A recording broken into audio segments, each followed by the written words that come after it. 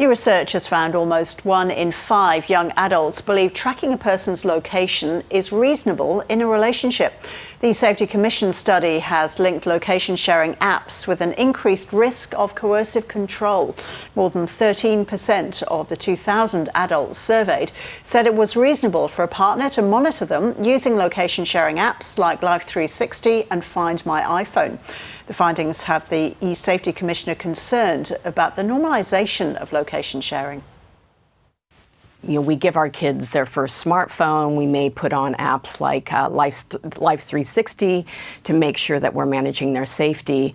I think the message here to start with is, how do we as parents set the right influences around things like privacy and consent and setting the right digital boundaries? Of course, there's love and trust in family relationships, but what we're really concerned about, and we're seeing manifesting in a range of different ways, is that young people who are entering into new or romantic relationships, this kind of surveillance and monitoring is being normalized in a way where that line between digital care and digital control is becoming blurred. With more on location sharing apps and their link to the rise of digital coercive control, here's Dr. Silke Meyer from Griffith University. Silke, hi there. So how concerned are you that 20% of young people think sharing a location is okay? Hello, Ross. Thanks for having me. I think highly concerned. I don't think the findings released by the eSafety Commissioner this morning surprised us.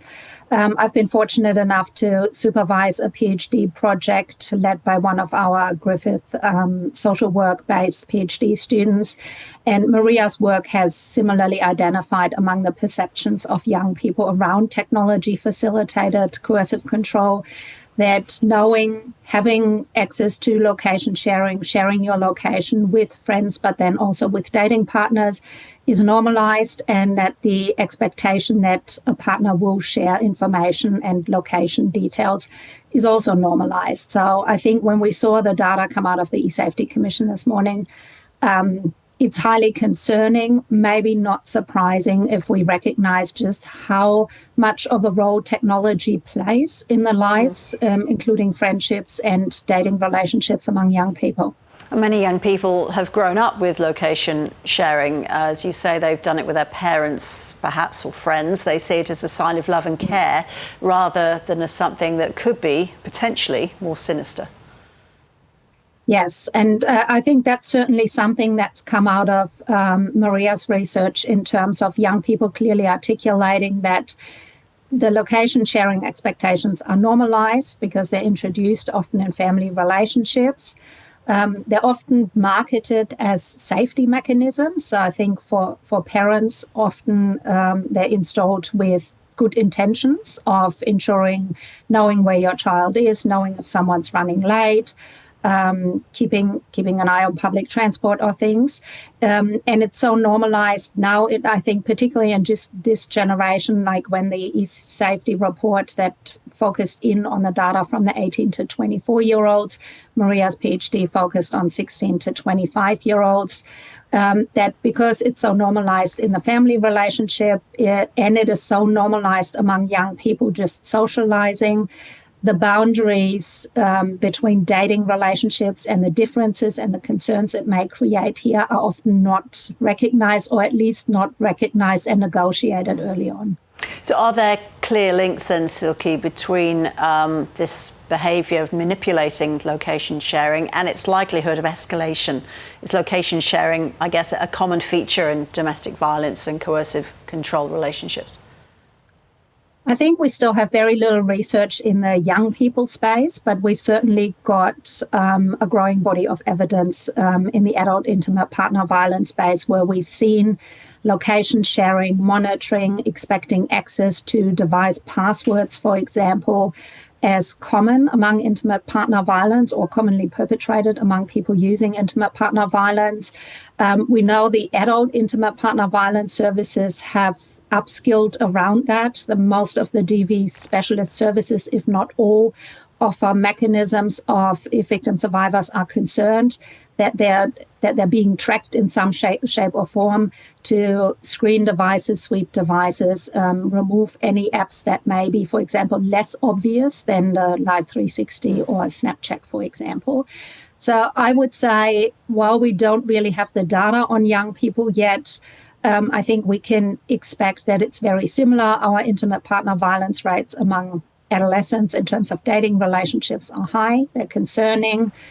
We hear from service providers, we hear from courts that the severity has been escalating over time in terms of what support services see, in terms of coercive control among young people, in terms of non-fatal strangulation, sexual violence.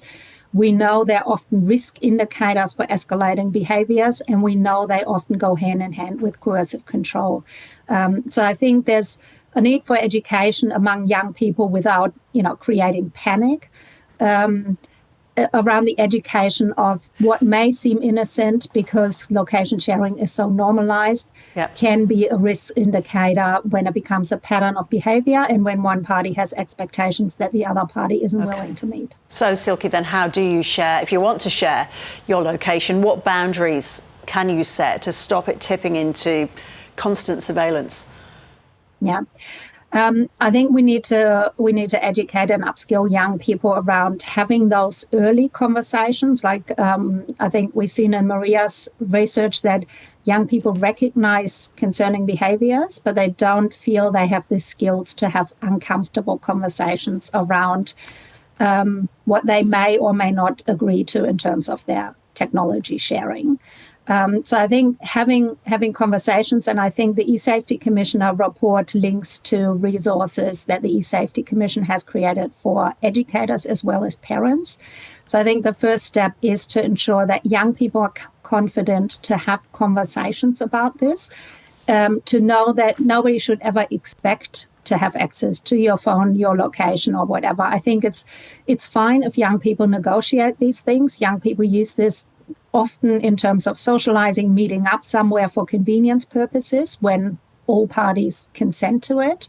But I think we need to equip young people with the skills and confidence to have conversations early on that location sharing isn't necessary, or maybe location sharing is necessary when we meet up somewhere, but not as a constant feature.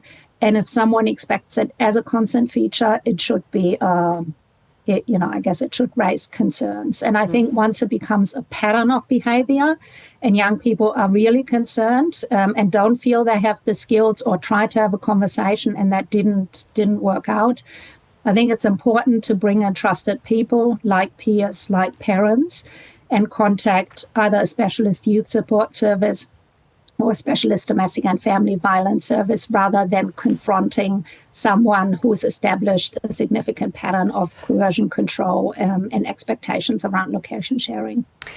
Dr. Silke Meyer, thank you so much. Thank you.